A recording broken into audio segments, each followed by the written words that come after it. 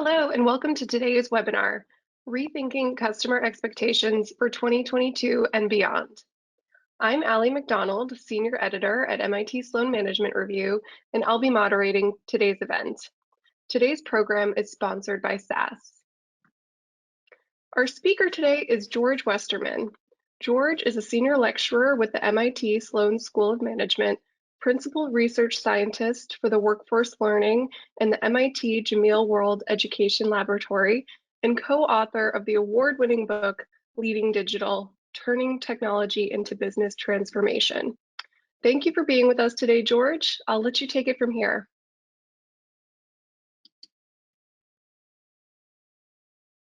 Thanks, Allie, for the opportunity, and thanks everybody for being here. I hope you enjoy the work that I want to share today. So today's session is really about rethinking customer expectations for 2022 and beyond. And certainly you can think about that a lot of different ways, right? So some of my colleagues here at Sloan do this amazing work on how machine learning can help you segment your customers better, or how digital marketing can make you, just really intense, really personal, immediate approach to dealing with every customer as a segment of one. That's not what we're going to talk about here. What we're going to talk about here is different. We're going to talk about how can you get your organization ready? How do you, as leaders or as people who follow leaders, get yourself in a situation where you can be ready to work with those new expectations, so that then you can make changes happen, like the machine learning and the microsegmentation and all these different elements. So it's really about how do you get inside your own heads and the heads of your colleagues and inside the heads of your customers to figure out that next thing with all the changes that are going on. It's going to get very deeply into the fundamental assumptions into our own heads and what we want to do about those.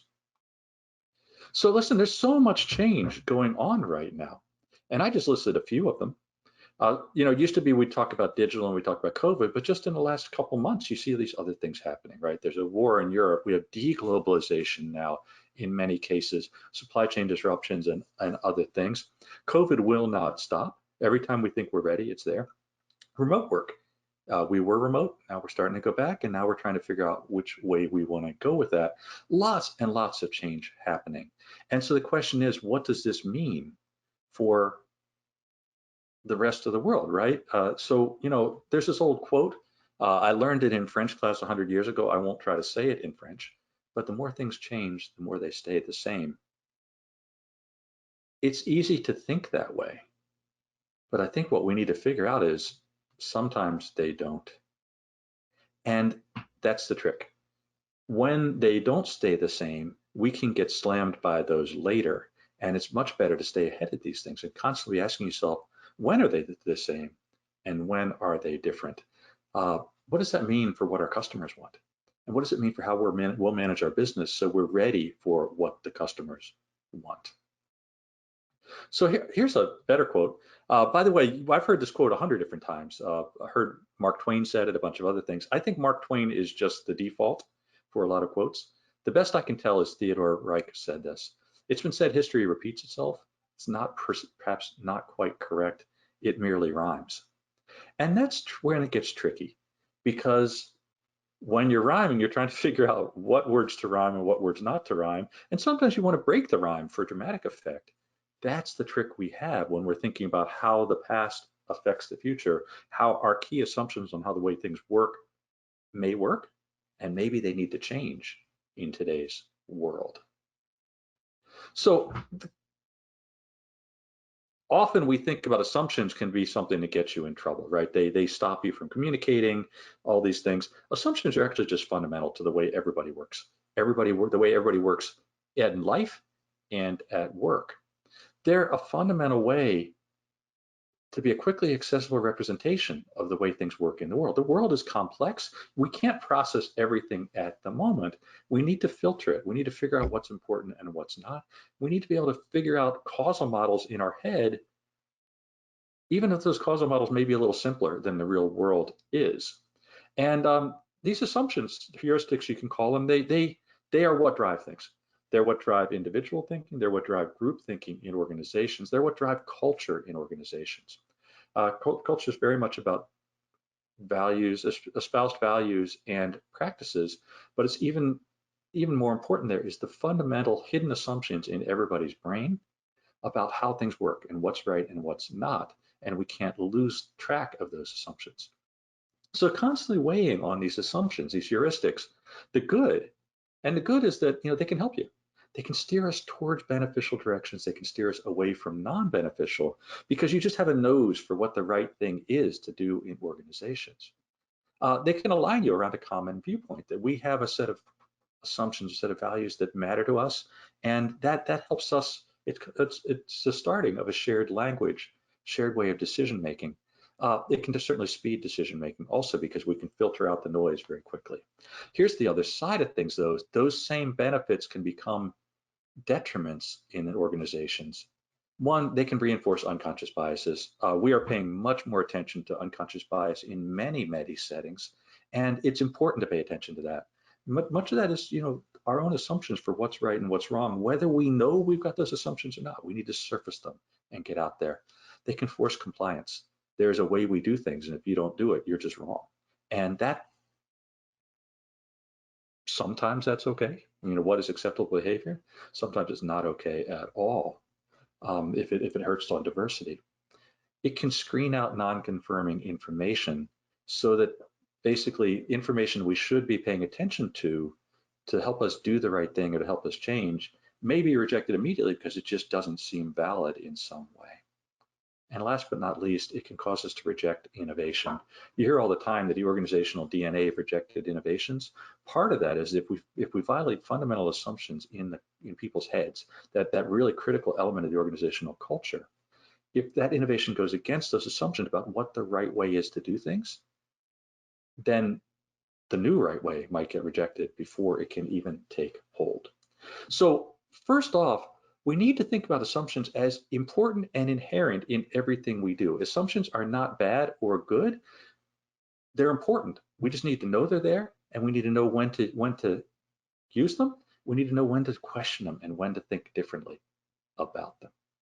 So with the rest of the session, what I want to do is I want to talk about some fundamental assumptions that we have in our heads about what customers want and whether that needs to change over time.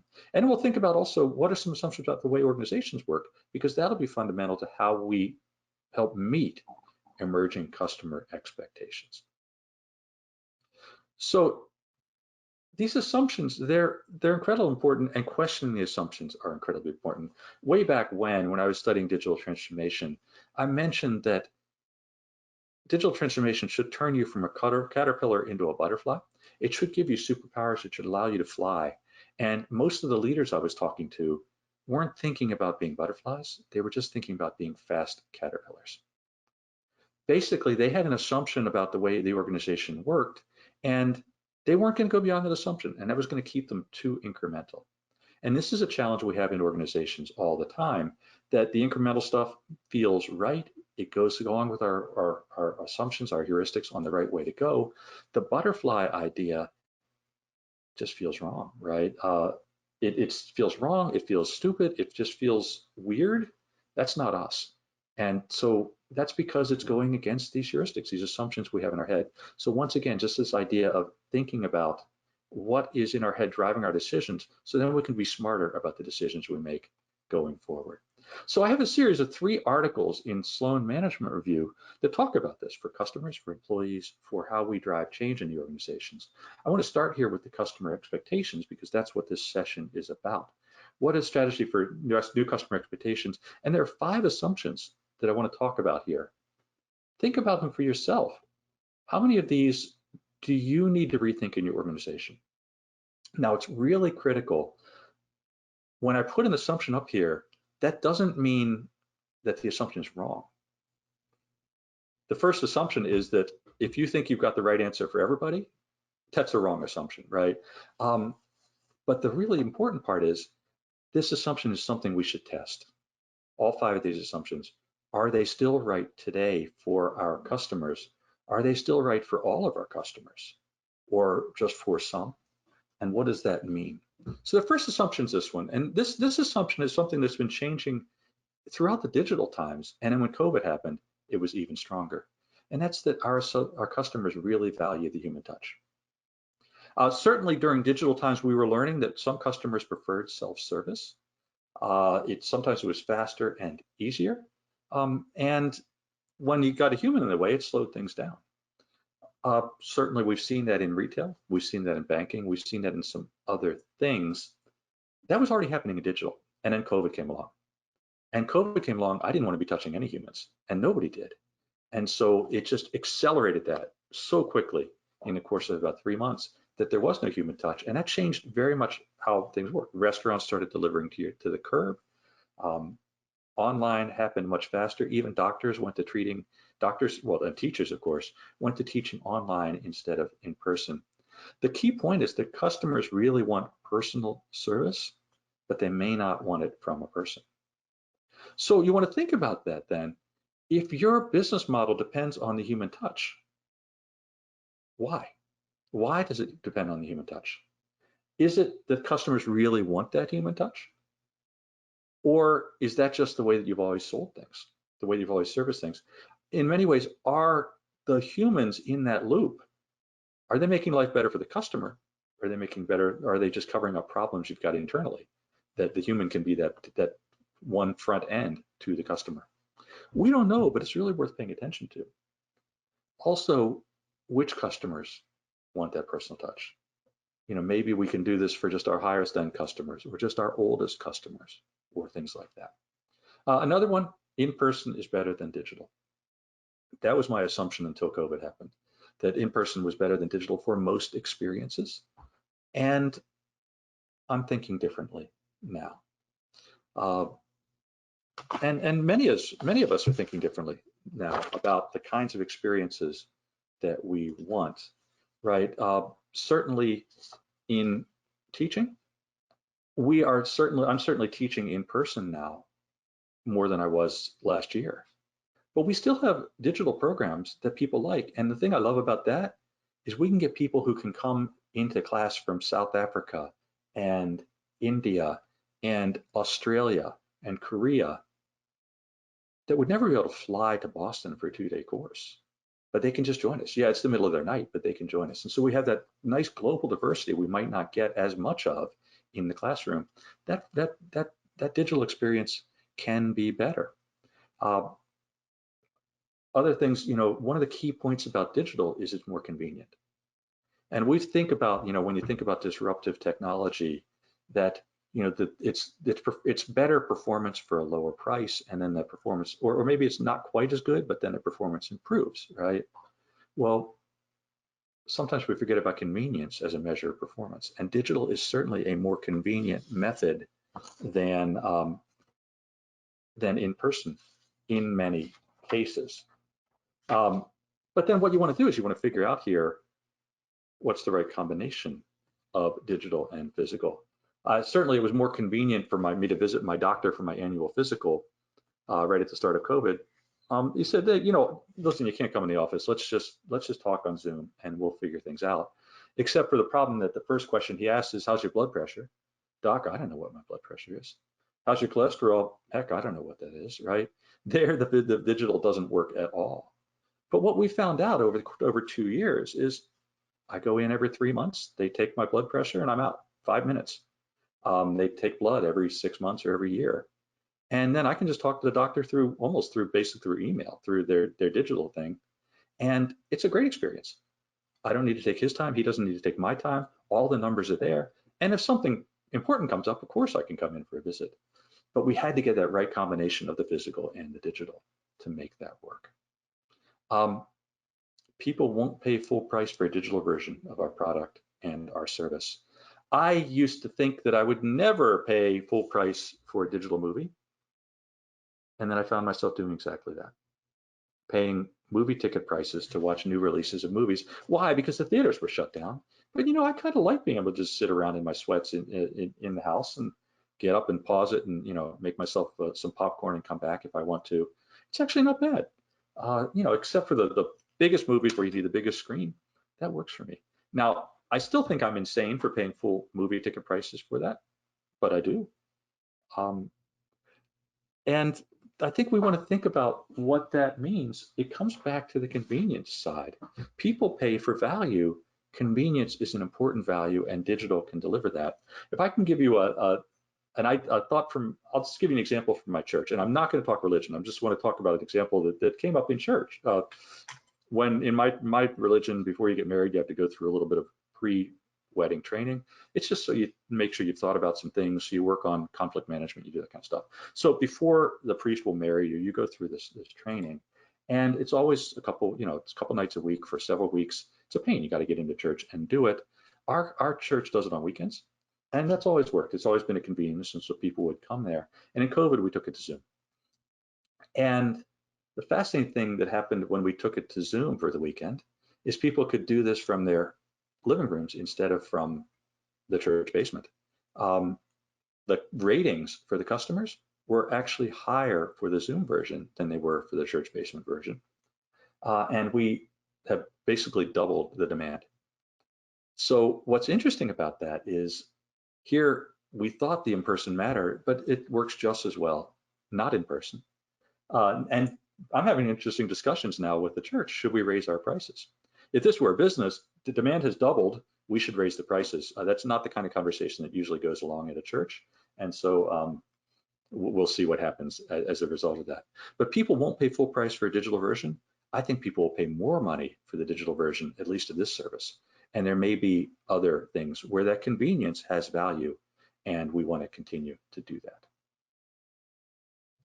Pandemic era service restrictions are only temporary.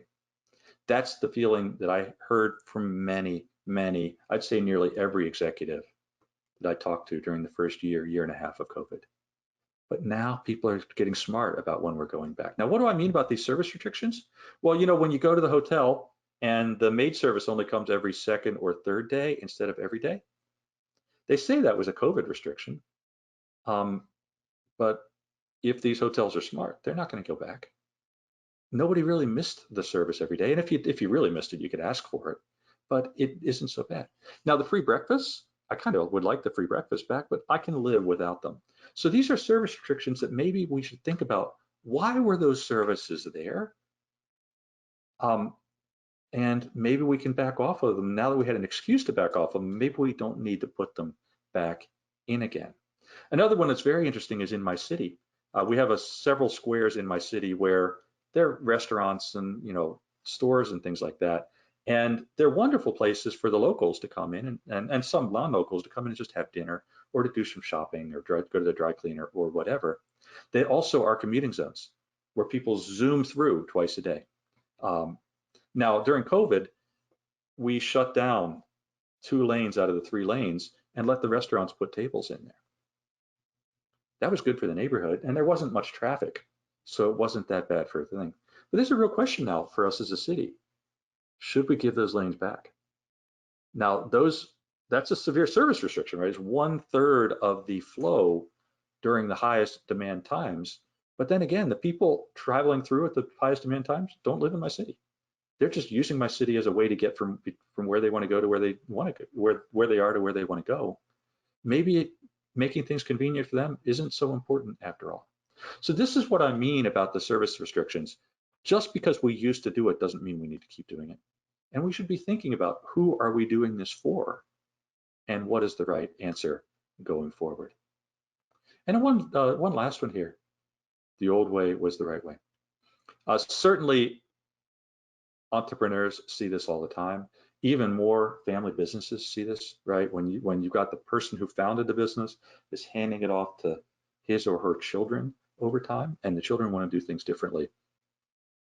Listen, I've been doing this for 50 years. I know how this business works. Well, you started this back before the internet was there.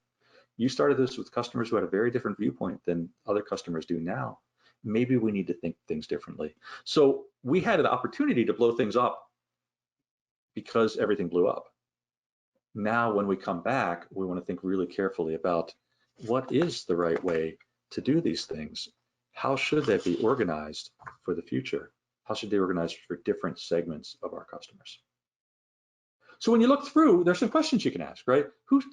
When we had a human salesperson, who were they helping? Were they helping the customer, or were they helping to cover for problems in our world? How do we optimize the digital and physical arrangements for the customer? I've got this arrangement now with my doctor.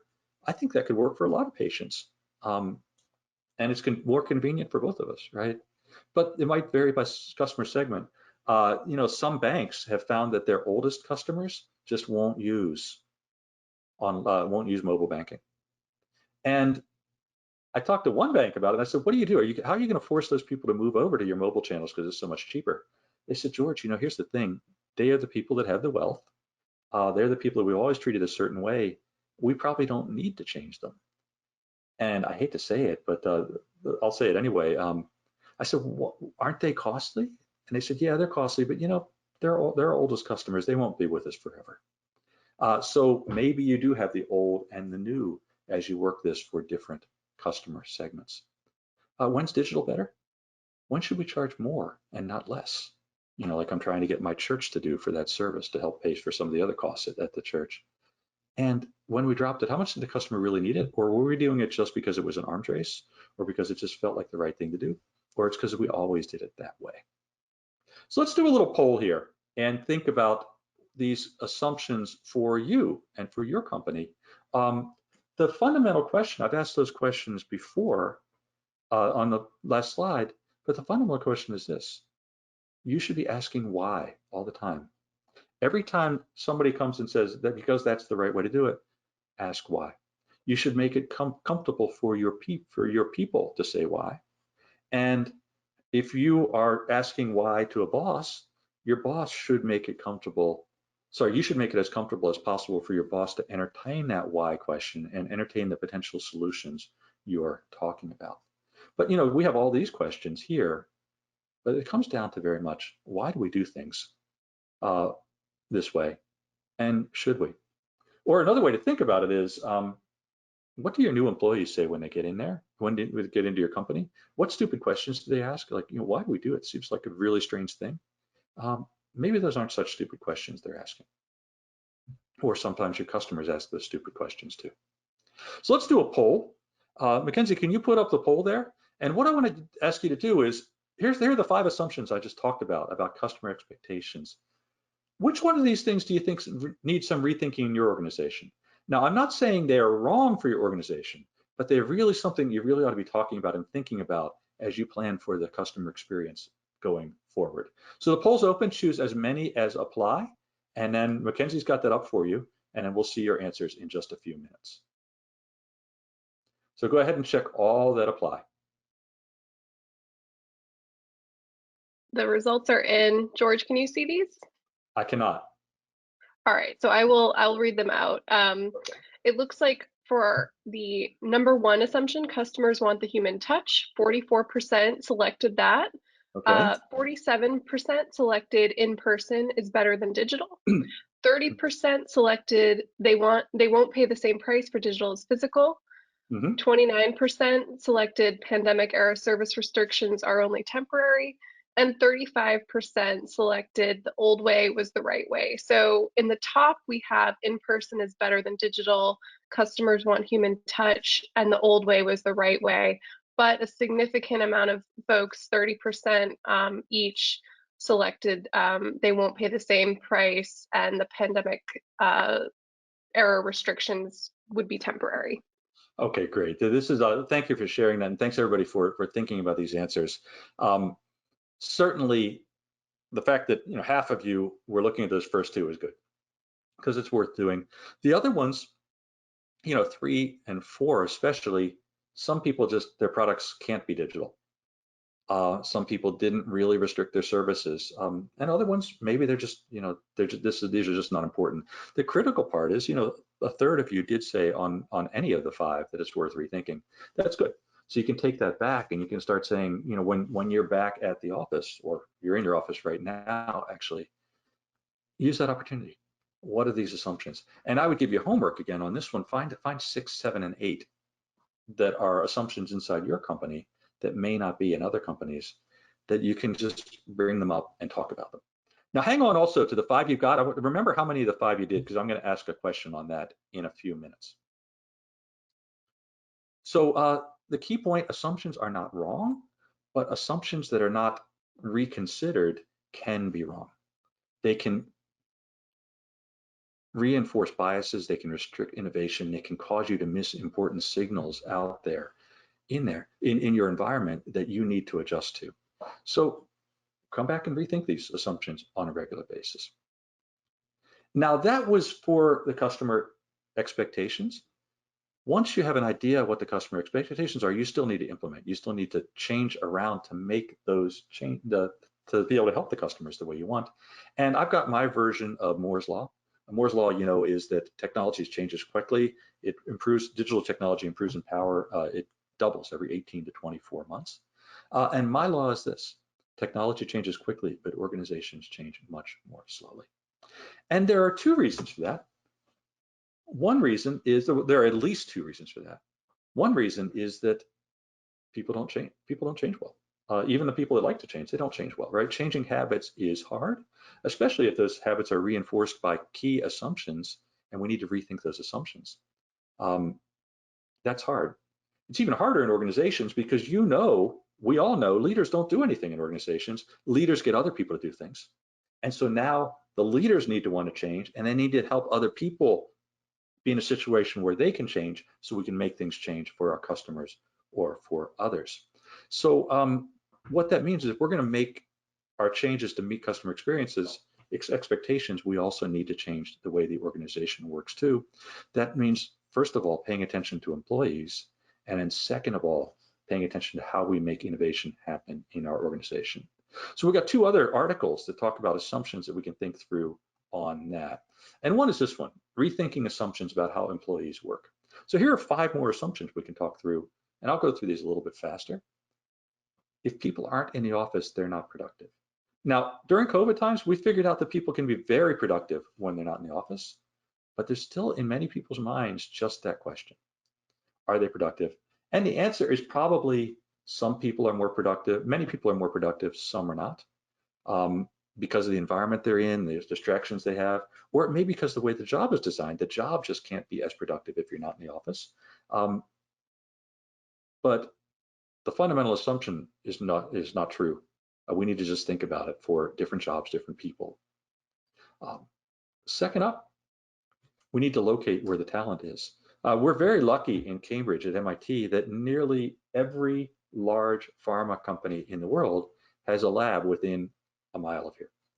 And actually now nearly every large internet software company in the world has a lab within about a mile here. And why is that? They want access to our professors, they want access to our students, and locating next to us can help.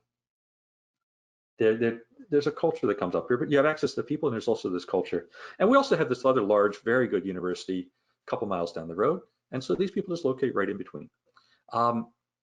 That may not be true anymore, right? Can people work from Iowa as well as they can work from Boston? Can they work from a Caribbean island as well as they can work from Boston, as some of my friends did during COVID times? What does that mean for where we find talent?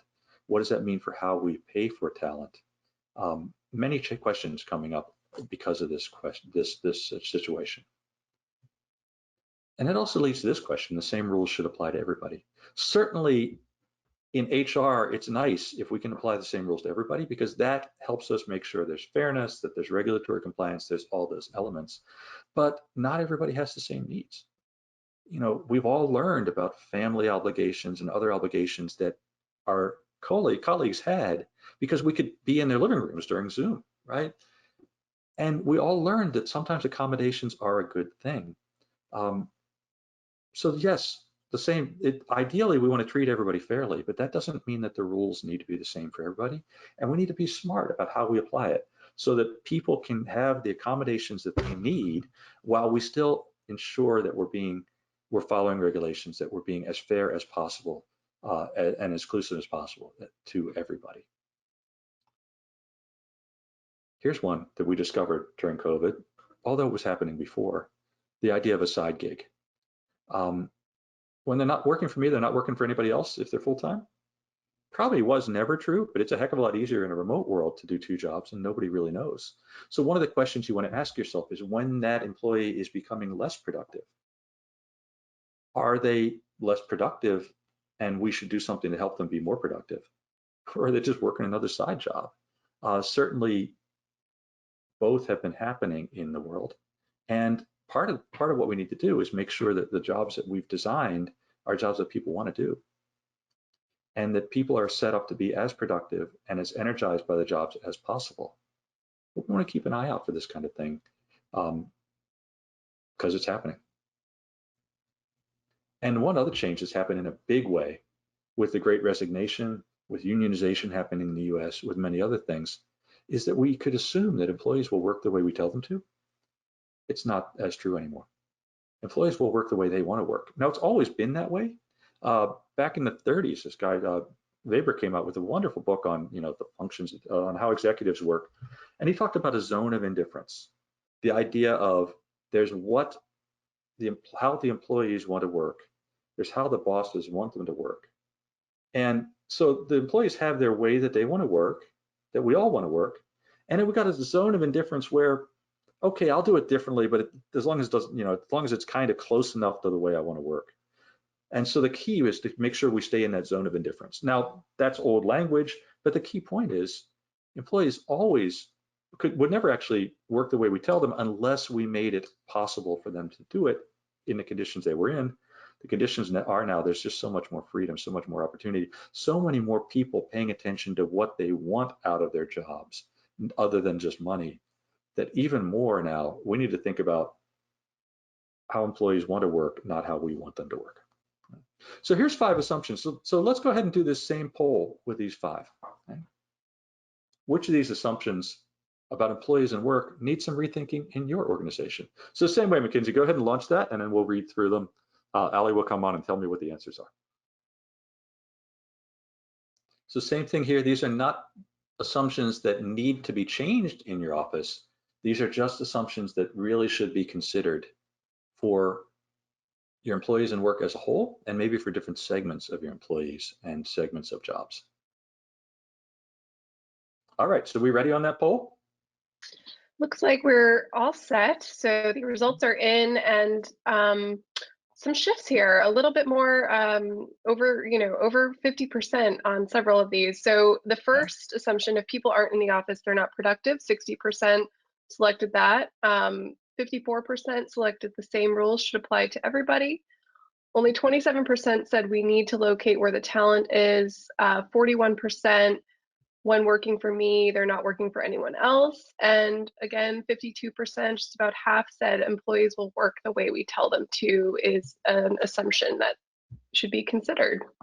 Okay, great, thank you. So over half of you thinking that maybe we want to reconsider this, at least for some of our employees and some of our jobs. I think that sounds, that's great. I'm glad to hear that. And the ones that are lower, need to locate where the talent is. Well, maybe that's not an assumption that you have in your organization already, or maybe you really do need to locate. And so we can think about that. If it's a lower number, is it because it doesn't need rethinking, or maybe it's just not an assumption that you have in your organization? So thanks for doing that. I want to share one more set of these assumptions as you get ready. So we've talked about a lot about what customers expect and how we want to rethink what customers expect. Talked a little bit about how if we're going to change to meet those customer expectations, we need to think about employee expectations and our expectations about employees. And the last is, how are we going to make change happen in the organization? What are some assumptions about leading innovation and leading digital innovation or digitally enabled innovation in your organization? So just to start with 5, how about this one? First mover wins, or fast follower wins, or slow and steady wins the race. There are so many people out there that are fundamental believers in one of these 3. And I would guess that if you see somebody who's a fundamental believer in one of these 3, you should have them question that assumption instantly, because the answer is so dependent on the context you're in, and the answer may be different not only for companies, but for people, for products and regions and customer types within your company. So if somebody is saying A, B, or C, you immediately want to have them start thinking, under what conditions is that true? Under what conditions might it not be true? Digital transformation is a technical challenge. I started talking about that earlier. Technology allows this to happen. The mobile, the machine learning, the sensors, and the Internet of Things allow these changes to happen. But the technology is actually not the hard part. The hard part's changing your company to make that work. That was my first law of digital innovation. And so what that means, if you're thinking about it as a technical challenge, that may lead you to think that the technical people can do this for you. And that would be a wrong assumption, because it's really a transformation challenge that technology is enabling. And so that means it's everybody's problem to solve. It's a business change problem, not just a technology problem. That leads to this one also. There's a question about, digital is fast and our IT unit is slow. And so there's always this question, we're going to do all the cool digital stuff outside of our IT group. I have not seen that work for long, except for small segments, maybe that app working or things like that. Because eventually anything touching a customer needs to link into the back end of our organization and our processes. And so you may split, one group deals with customers, one group deals with operations, one group deals with the front end fast innovation, and another group makes the back end processes work, however you do that. But the digital should not be completely separate from the IT. You can't leave the IT people out of the room. I just haven't seen that work very well in large organizations.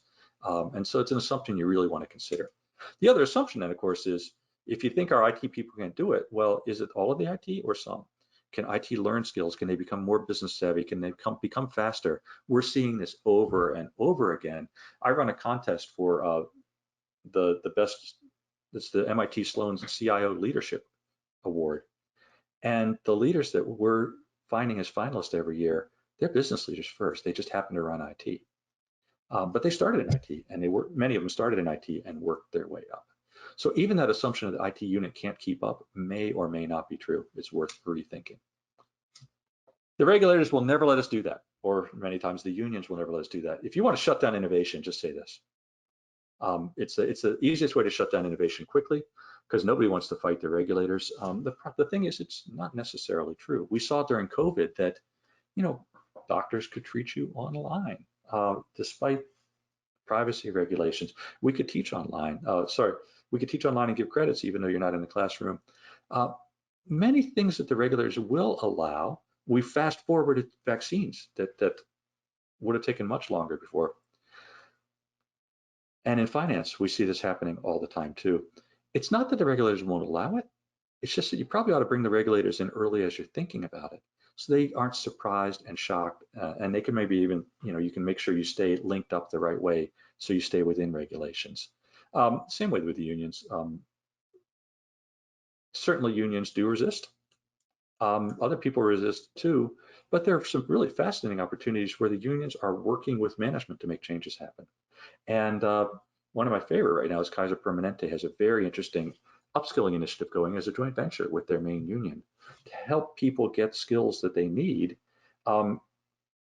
collaborating with the union, not fighting against it to make this thing happen. And last but not least is this one. This is not in this article on the questions leaders should ask, but I added it here today, getting ready for this presentation, because it's a good assumption. I can differentiate between stupid ideas and the good ones. As managers, we think we can do that. I think those stupid ideas actually are not always so stupid. So I mentioned earlier, when the new employees come in and they ask all those dumb questions, the organization's really good at teaching them to be quiet and stop asking those dumb questions. But maybe the organization should pay attention to those questions. Why do we do things? Isn't there a better way? What if we tried it this way?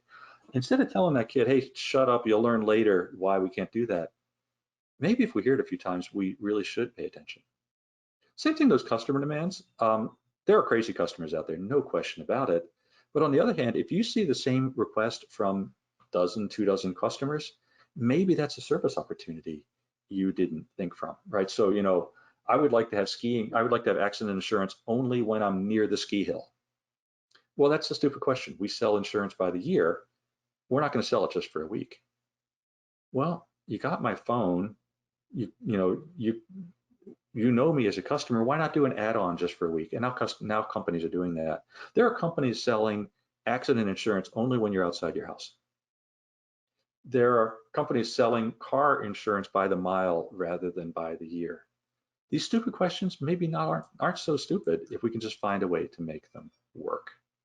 So I won't ask you these 5, but ask for yourself, of these 5, how many of these things need rethinking in your organization about how you recognize and drive innovation in your organization. Okay, so let's do one more poll now. And the poll is pretty simple. I've asked you 15 assumptions. How many do you think you need to talk about? How many need to be reconsidered in your organization? How many of those 15? So here's the poll, and Mackenzie, if you can pop that up there. And this will just be a single answer, so it'll just be pretty quick for people. All right, so 0 to 3, just 9% people selected 0 to 3 assumptions, 31% selected 4 to 6, 35% of the audience selected 7 to 9, 16% of the audience selected 10 to 12, and 9% of our audience selected 13 to 15. So over 50% of our audience believes they have more than 7 assumptions to be working on. All right, great, thank you. Wonderful. That means you're thinking, which is great. If you are in the 0 to 3, that means one of two things. And I'll assume the good thing. I'll assume the good thing, which means that your organization's really pretty good, pretty agile. You're doing the right things. That's great. If the 0 to 3 things means that we're just not going to rethink our assumptions, then maybe you want to rethink that assumption. If you're 13 to 15, that's a lot of work you got to do, but it's worth thinking about. And hopefully, as you rethink, maybe not everything needs to change, but it's worth talking about them and figuring out the 5 or 6 that you really do want to change, or the 1 or 2 you want to change, and then take on some more. And if you're in the middle, that's kind of where we'd expect you to be, and that's great, because what you'd want to do on a regular basis is pull out these assumptions and others, and just pick them up, look at them, put them back down again, and see whether you need to revisit them or not. So just to wrap up, and then we'll get into questions and answers. The key point is that assumptions are critical in how we think and how we interact and how organizational cultures work. We can't get rid of assumptions, but the problem with assumptions is they're subconscious, they're often buried, they certainly don't come out in the open for conversation all the time. And so what we want to do is find a way to keep them fresh. So organization cultures train people in their assumptions. However you enter the culture will eventually align you with the values of that culture, or else you'll just leave. The key point is we want to retrain people. We want to retrain the assumptions on a regular basis to make sure those assumptions continue to be oil to make our decisions and processes work, rather than cement that holds us in the old ways longer than we need to be. So how can you think about this? Well, number 1, talk about your assumptions a lot. Number 2, make it very safe to ask why. And on the other side, if you're asking why, make it very safe for somebody to do something about that question you're asking. What is the experiment you could do? How can you do this in a safe way, an easy way, a less risky way to try this idea out? Because if you're just asking why, that's complaining. If you're asking why and you're getting some people together to think about potential solutions, that's innovation. So you want to do that second one. Number 3, look for anomalies. Look for weird things that are happening. Look for trends that are going the wrong way, because those are signals of how you might want to change for segments of customers or employees, or in general. Rather than rejecting the anomalies, keep track of them. And if you see them several times, it's worth doing something. Invite new perspectives in. We know this, we don't do it as much as we should. New hires are wonderful. Temporary rotations are wonderful ways to do it. Advisory boards, visits are also incredibly, having the researchers come in and talk to you from time to time, incredibly useful ways just to kind of bump your assumptions and see whether you need to change any of them. And then pay attention to those stupid questions, especially if you hear them often. If you hear the same stupid question 2 or 3 dozen times and you're still saying no, is it the question that's stupid, or is it the person listening to the question that needs to rethink how they do things? And last but not least, I didn't say it, but it's an opportunity for you. Everybody has assumptions. Very few people are questioning assumptions the way they should. So the fact, if a competitor has these assumptions in their head and they're not questioning them, use that to your advantage. Make the change happen before they do, and that might give you some advantage over them. So I want to thank you for listening here.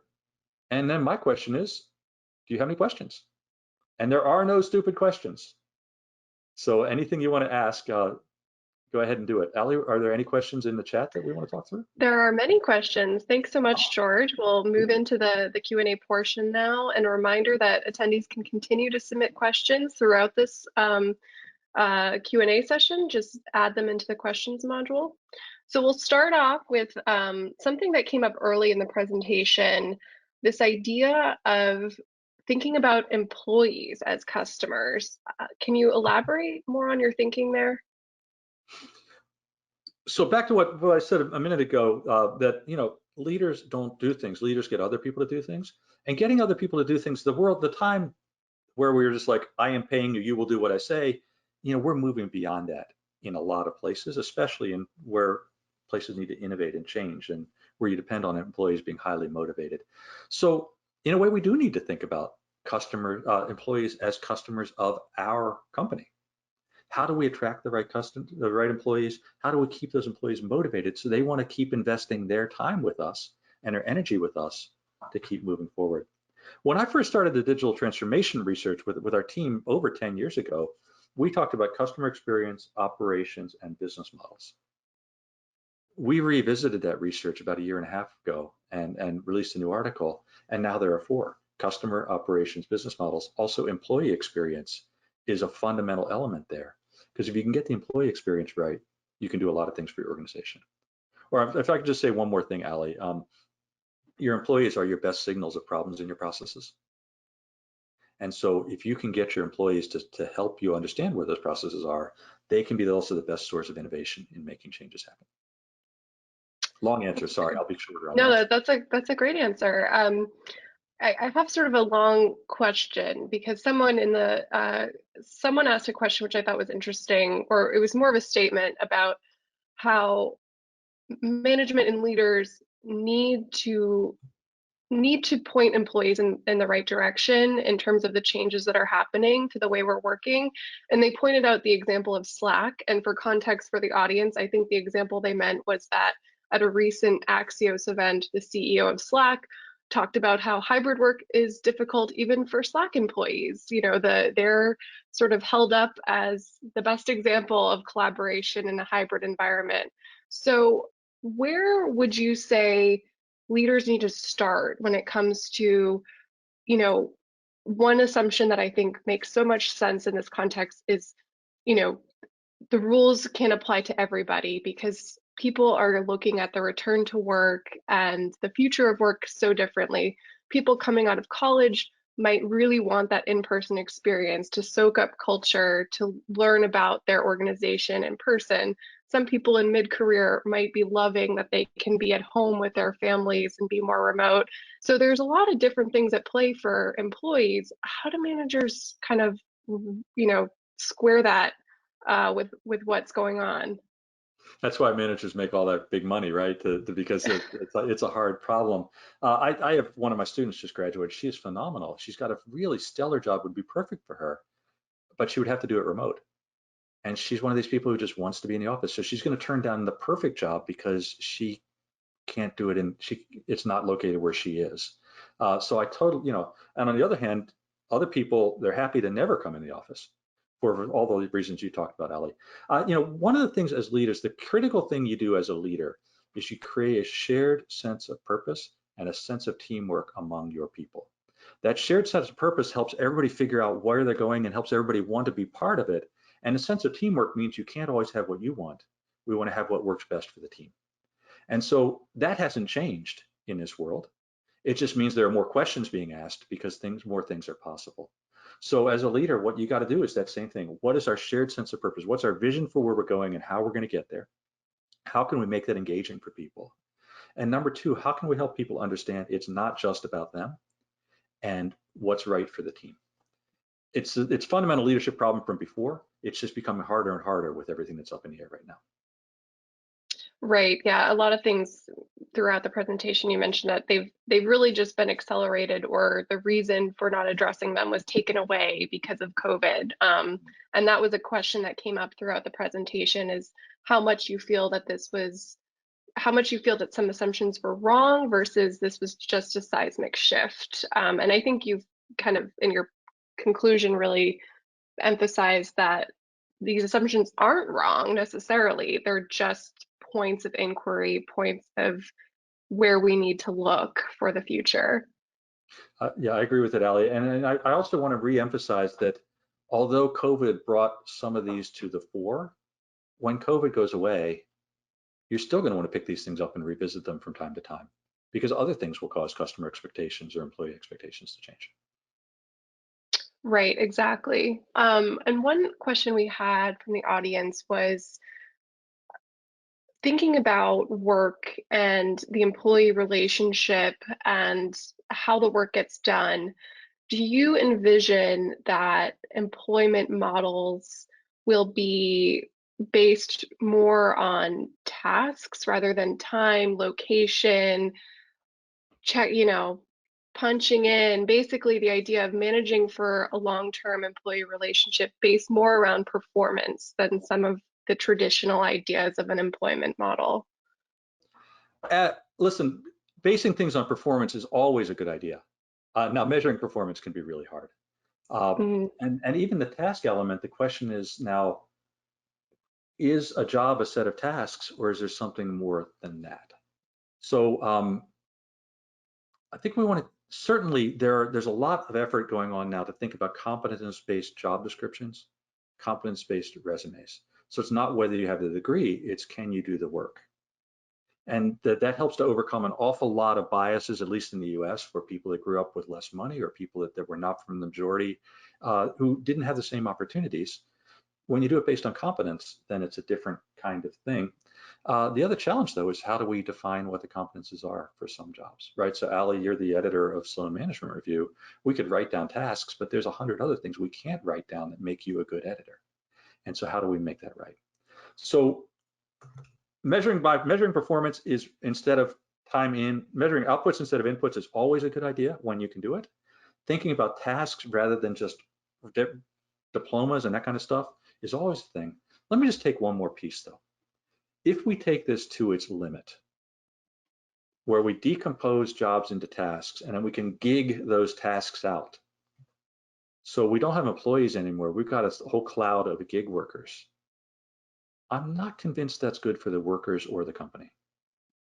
And especially as we're driving these changes, as company is trying to innovate, if we hire somebody for task, will they go beyond to do the innovation, to find those new things that we want to do? And when we need loyalty from people, if they're gig workers, will they be loyal or not?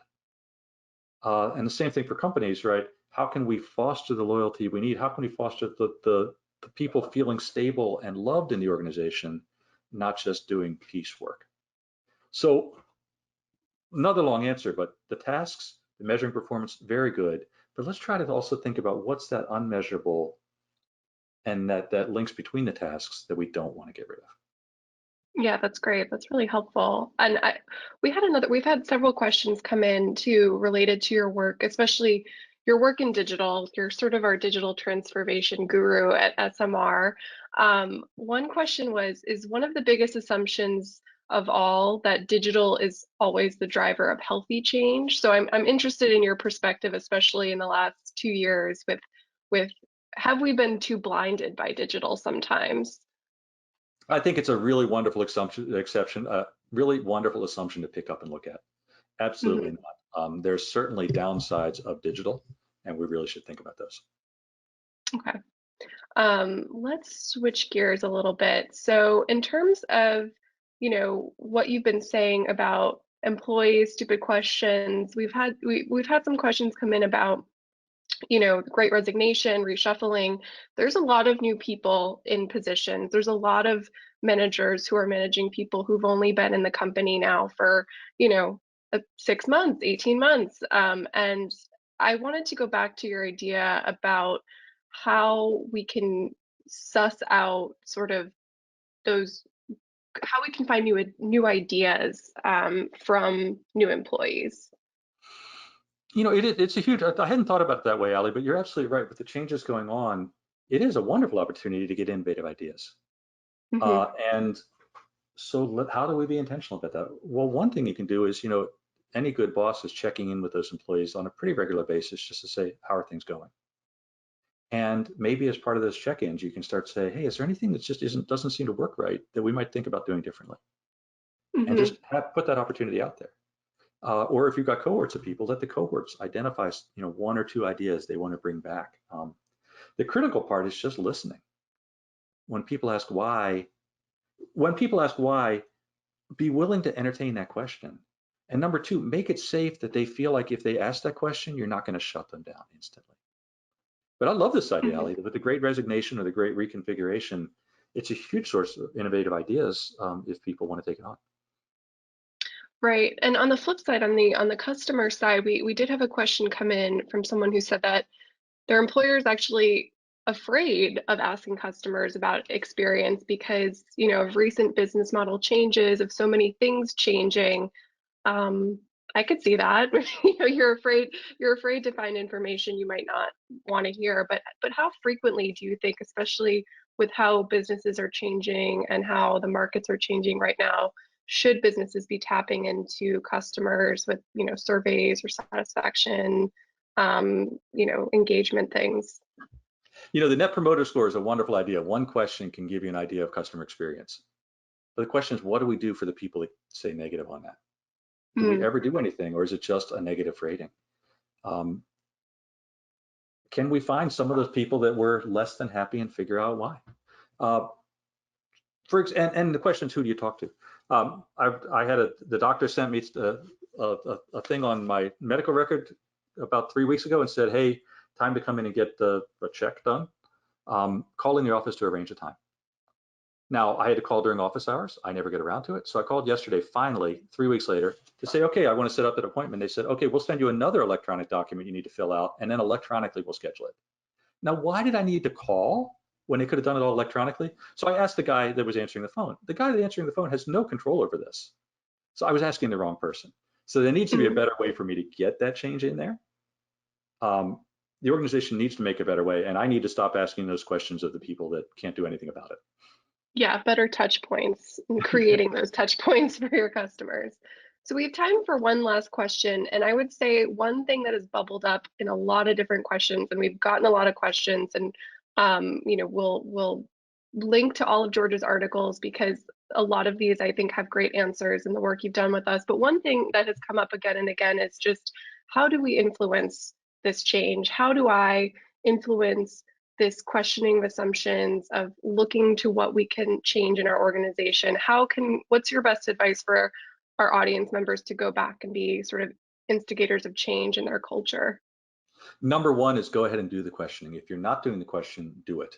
Number two is if other people are questioning, being open to the change and maybe helping them turn their question into a solution. And number three is if you're in a position where you manage anybody, be open to their questions too.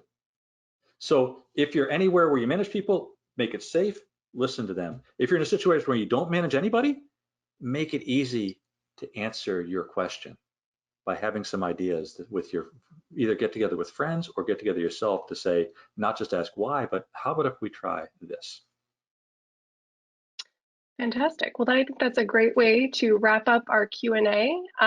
Thank you so much, George, for all of your wonderful insights here today. So today's webinar will be available to watch on demand within 4 business days. And thank you again to our sponsor, SAS. Have a wonderful day, everyone. Thanks, everybody. Bye.